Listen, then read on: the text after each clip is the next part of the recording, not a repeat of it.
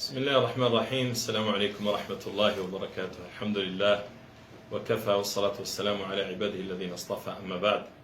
فبدأ ذي بدء أشكر إخواني وأخواتي وآبائي وأمهاتي وأبنائي وبناتي في العالم الإسلامي وفي غيره على إحسانهم الظن بشخصي الفقير لله تبارك وتعالى، ونسأل الله تبارك وتعالى أن يغفر لنا ويرحمنا في الدنيا وفي الآخرة.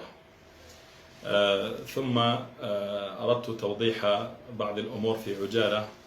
أولا، أرجو أن تبقى الحادثة عفوية كما كانت عفوية في لحظتها وآنها.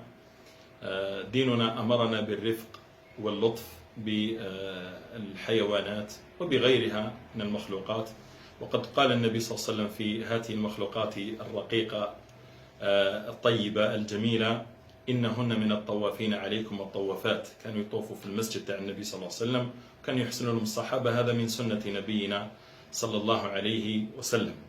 ثم الأمر الثاني، أوضح بأنني لم أصرح لأي وسيلة إعلامية، ولن أصرح، يعني ما كانش أمر الذي يصرح به، الأمر عادي وعفوي إن شاء الله تبارك وتعالى. أوضح توضيح آخر بالنسبة لمن ينتحل اسمنا ومن ينتحل الصفة الشخصية لنا، بأن هذا الأمر حسابه عسير عند الله تبارك وتعالى. وأؤكد أي إنسان يدير صفحة باسمي، والله حساب في الفيسبوك، والله في تويتر، والله في تيك توك، والله في انستغرام، بأنني لا أسامحه عند الله.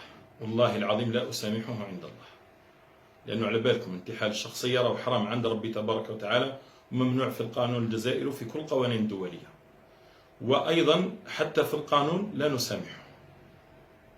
يعني أرجو أن كل إنسان ينتحل شخصيته ينتحل صفته، هذا أمر راه ممنوع شرعا وقانونا.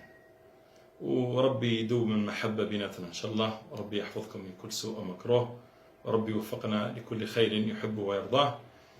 يقول الله تبارك وتعالى: قل فلله الحجة البالغة فلو شاء لهداكم أجمعين. أسأل الله أن يهدينا إلى سواء الصراط، وأن يثبتنا على الإسلام، وأن يحفظ الإسلام في مشارق الأرض ومغاربها، وأن يحفظ المسلمين ويمتعهم بالصحة والعافية، وتقبل الله منا ومنكم الصيام والقيام وصالح الأعمال. أؤكد أنه عندنا صفحة رسمية فقط، الصفحة الرسمية للقارئ وليد مهسس، هذه اللي رانا نبث فيها الآن، واللي رانا نبث فيها التراويح والدروس كل ليلة منذ سنوات. فقط عندنا هذه وفقط، أي صفحة أخرى راهي مكذوبة. والسلام عليكم ورحمة الله وبركاته.